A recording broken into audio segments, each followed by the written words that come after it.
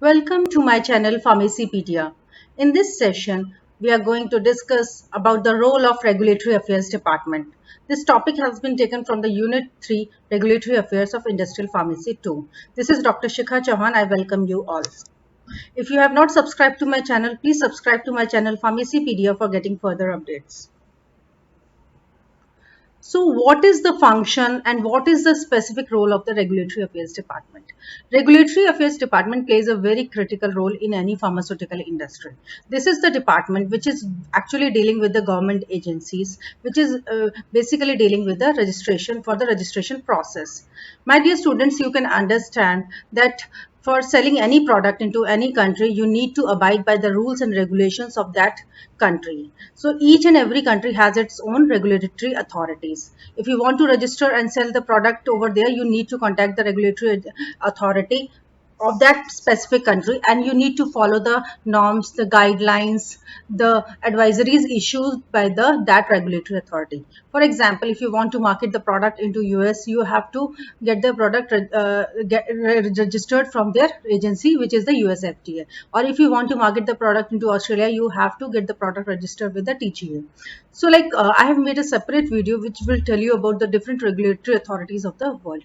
You can refer that for further details. So Regulatory Affairs Department is works as a bridging gap. It works as the people who are coordinating with these regulatory agencies for getting the product registered.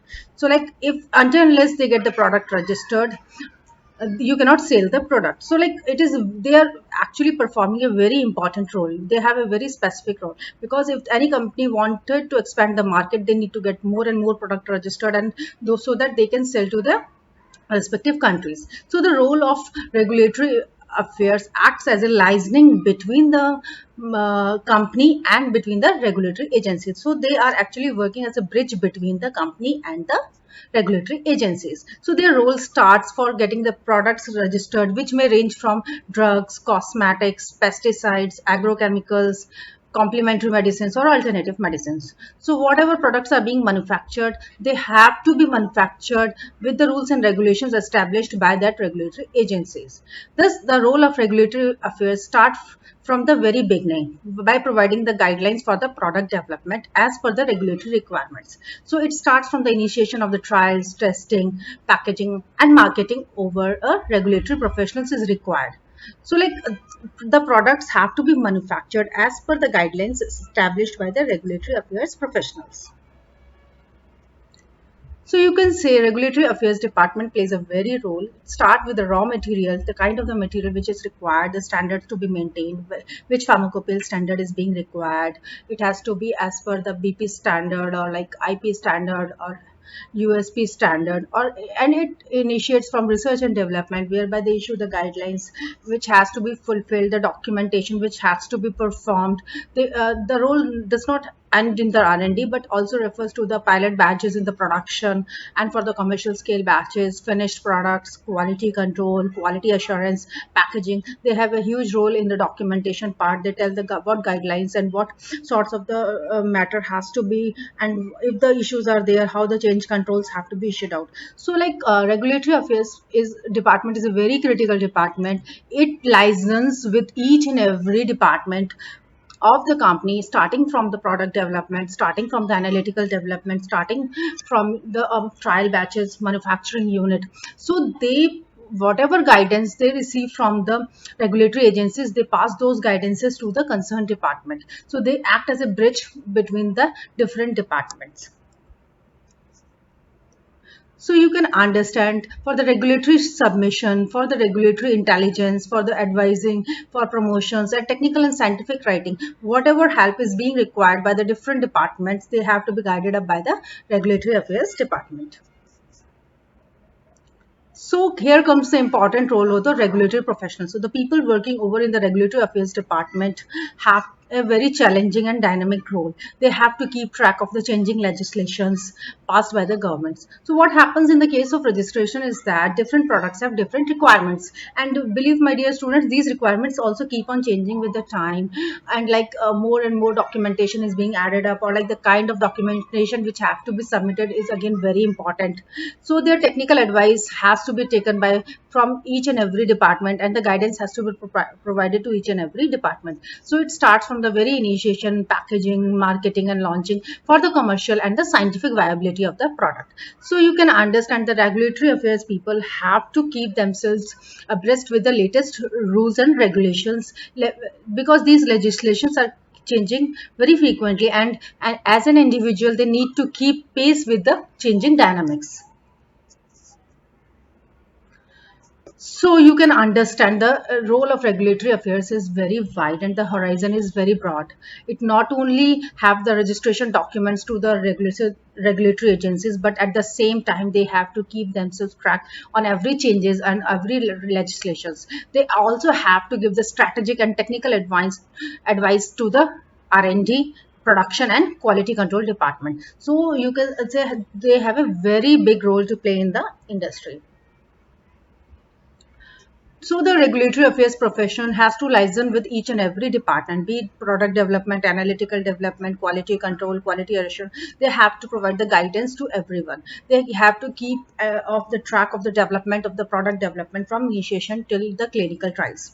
And moreover, they have to keep updated about all the compliance, for example, GMP, ICH, GCP, GLP guidelines, legislations, and laws. They also issue the advisory to the companies on regulatory aspects and the climate that would affect their proposed activities. So you can see regulatory affairs department is being referred by other department not only for the specifications regarding the raw material and the research and development activities, but also about the production, medical device registration, quality control, quality assurance, and the packaging. So you can say it acts as a bridging between the drug regulatory authority and the pharmaceutical industry.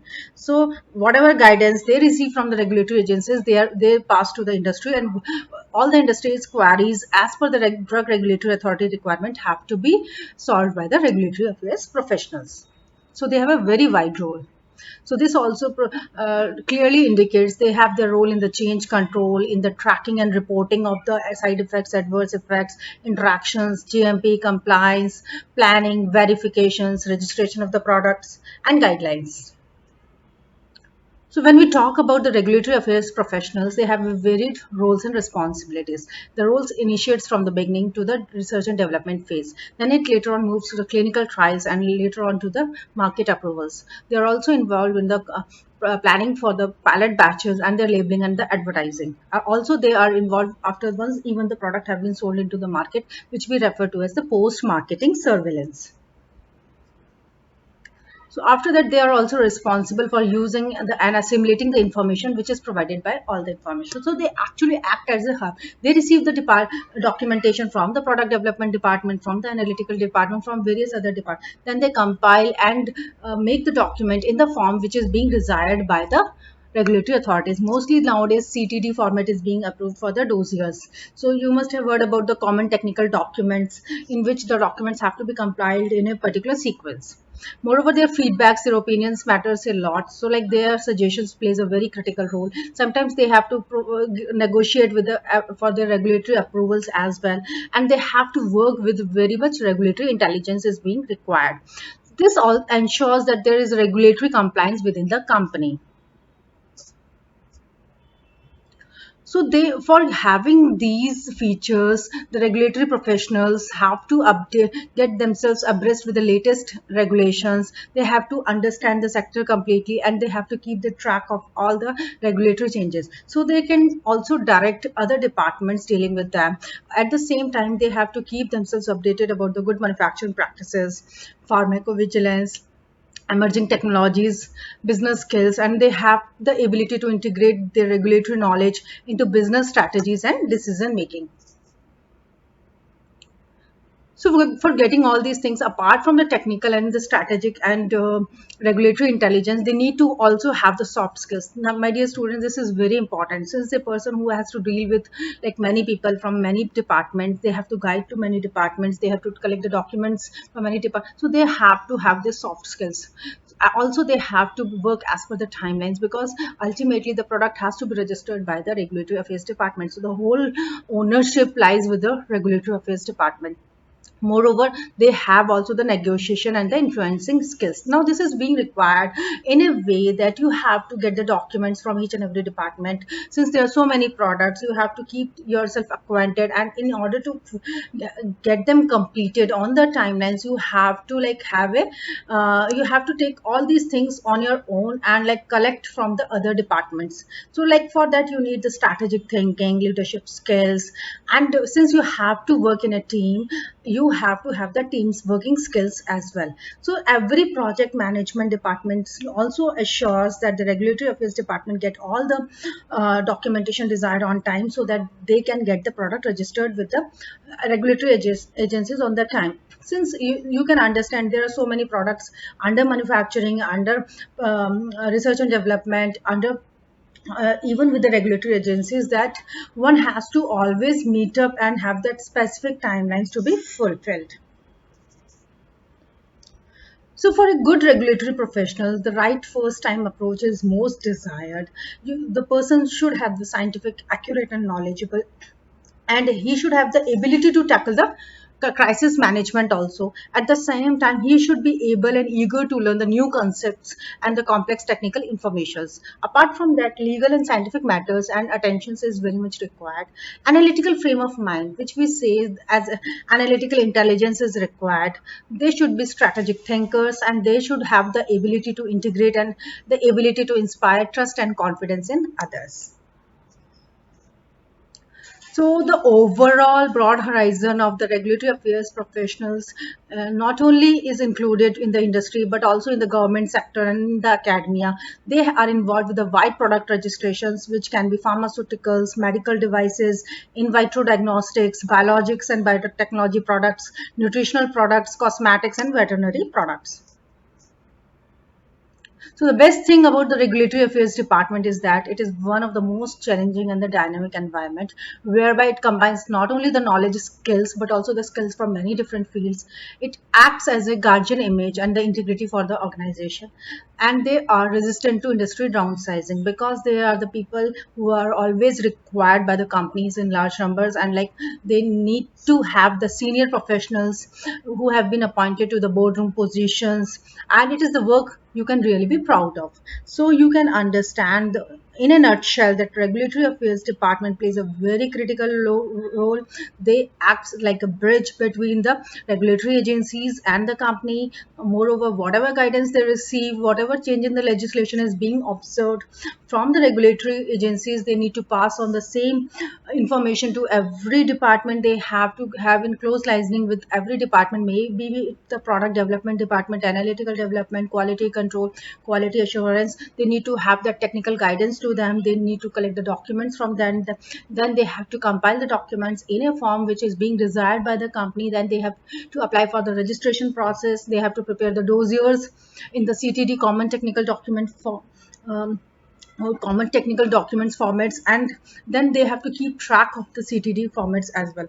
So like until and unless they get the receiving certificate, they get the registration certificate, their role does not end over there.